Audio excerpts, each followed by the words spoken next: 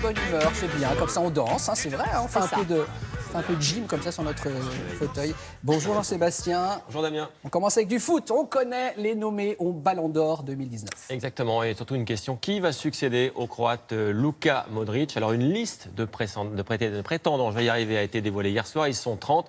Évidemment, il y a des Français et la cérémonie officielle, ce sera le 2 décembre prochain. Voilà, je vais vous donner des infos tout de suite. Et une première, c'est que Luka Modric, regardez, il ne sera pas dans cette liste. Il ne pourra donc pas se succéder à lui-même. Il n'a pas été retenu par les journalistes pour cette cérémonie.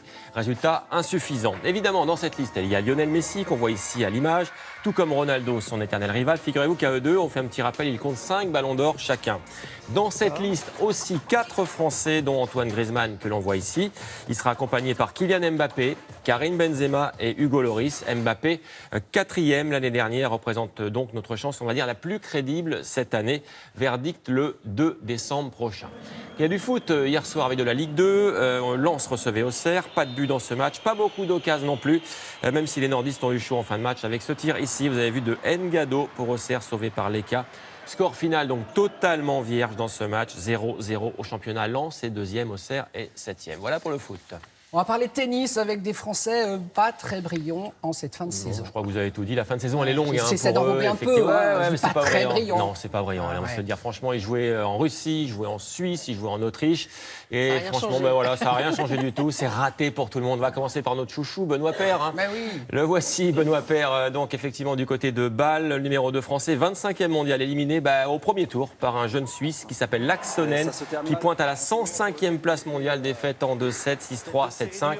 Et regardez, Paire, il n'a pas perdu de temps après son match. Qu'est-ce qu'il a fait? Il a envoyé un petit texto, regardez, je prends l'avion tout de suite, j'arrive. Voilà, comme d'habitude, on va dire. Allez, même punition pour Pierre-Hugues à Vienne, le français, 66e mondial.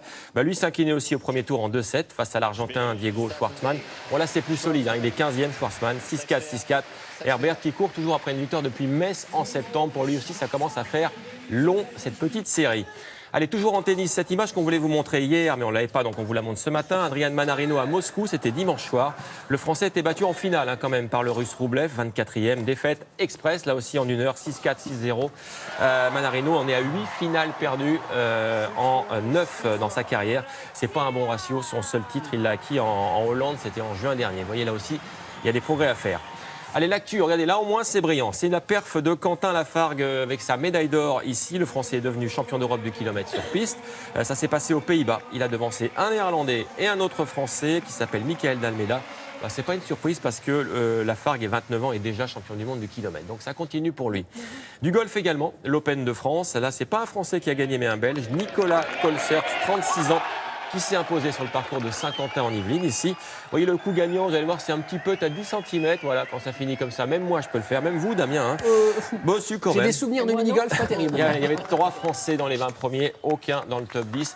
Je ne sais pas s'il y a des compagnies de mini-golf, par contre. J'en sais rien, mais j'étais très très mauvais. J'étais plutôt en dehors ou je me retrouvais dans la pelouse. Enfin bref, une catastrophe. Ça, c'est pas pour vous. Non, pas pour moi. Du surf avec des Français pour les prochains JO? Oui, effectivement, on sait le surf. Voilà, Maurice a dit le surf. Elle m'a vu surfer. Vous m'avez vu surfer? Non, mais j'aimerais bien. Si vous trouvez une image, c'est vraiment collector. Hein. Bon, en tout cas, c'est pas vous ni l'un ni l'autre qui a représenté la France au prochain JO, mais on connaît les 2 Français. C'est un garçon et une fille qui vont effectivement être au JO l'année prochaine. Ce sont tout simplement nos meilleurs mondiaux. Les voici en image avec d'abord Johan Defay, la Française de 26 ans, a décroché son ticket lors de la manche portugaise du circuit pro. Elle est donc dans le top 8 mondial qui est éligible pour les prochains JO. Chez les hommes, vous allez le voir, le voici Jérémy Flores qui lui aussi a décroché le jackpot à Osgore dans les Landes. Il s'est imposé il y a une semaine. Il a 31 ans, il a assuré sa qualif en s'octroyant une place dans le top 10 mondial. Le voici, on les suivra donc à Tokyo l'été prochain. Et puis, allez, une dernière image cette fois, vous allez voir de Jean-Paul Belmondo, que voici. Ce poids lourd du cinéma, âgé de 86 ans, était l'invité d'honneur de la cérémonie des Gants d'Or à Bruxelles, qui réunissait donc de nombreux champions. Standing ovation pour lui et image rare parce que alors on ne le voit pas souvent, Jean-Paul Belmondo. Le voici avec des boxeurs, les meilleurs boxeurs européens. Tout le temps le sourire, Jean-Paul. Mais tout le temps le sourire, c'est un bonheur. Merci beaucoup, Jean-Sébastien.